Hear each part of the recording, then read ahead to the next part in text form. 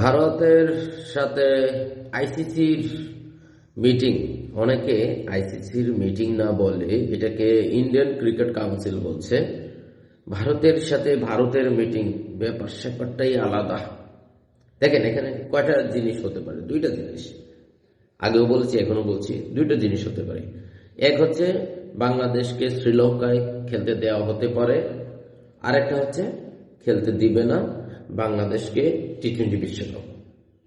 অর্থাৎ তারা বলবে যে তোমরা ভারতেই এসো। তো ভারতে বাংলাদেশ যাবে না, এটা একেবারেই ফাইনাল। এর অন্যতম একটা কারণ হচ্ছে নিরাপত্তা ইস্যু। ভারতে নিরাপত্তা নাই,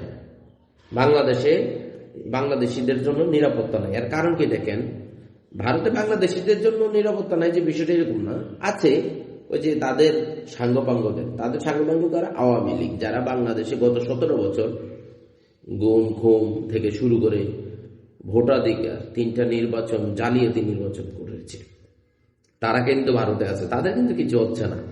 যারা বাংলাদেশ থেকে 5 আগস্টের পর পালিয়ে গেছে, হাসিনাকে দিল্লিতে বসিয়ে রেখেছে মোদী সরকার, সেই মোদী সরকারের ইশারায় মোস্তাফিজকে রিলিজ দেওয়া হয়েছে। বাংলাদেশের এখান থেকে একটা প্রতিক্রিয়া জানানো হয়েছে, টি-20 বিশ্বকাপ বাংলাদেশ নিরাপত্তা ইস্যুতে যাবে না। দেখেন, ভারত সরকার মোস্তাফিজুর রহমানকে নিরাপত্তা দিতে পারছে না, সেখানে বাংলাদেশের প্লেয়ারদের কিভাবে নিরাপত্তা দেবে? যারা সাংবাদিক যাবে অথবা যারা খেলা দেখতে যাবে, তো বুঝতেই পারছেন ভারতের সব জায়গায় নিরাপত্তা ইস্যু আছে বাংলাদেশের জন্য। তো বাংলাদেশ যৌক্তিকভাবেই শ্রীলঙ্কায় খেলতে চায়। এখন আইসিসি দিবে কিনা? আইসিসির প্রধানকে জয় শাহ, একজন ভারতীয় এবং বিজেপির নেতা অমিত শাহ ছেলে।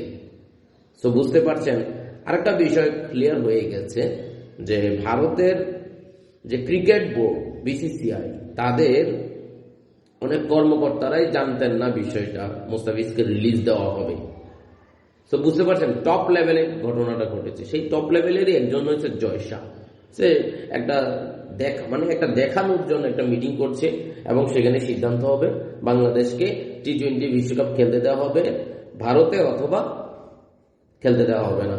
শ্রীলঙ্কায় ভেন্যু চেঞ্জ করার সুযোগ নাই। এই কথাগুলা ভারতের বিভিন্ন মিডিয়ায়, বিভিন্ন ক্রিকেট বিশ্লেষক, আকাশ চোপড়ার মধ্যে ভণ্ড, এরা হচ্ছে আলাপ আলোচনা করে। এটা আলাপ আলোচনা করে একটা মিউচুয়াল করার চেষ্টা, অথবা আলাপ আলোচনা করে বলে দেওয়ার চেষ্টা যে সবাই চাচ্ছে এরকম হবে না।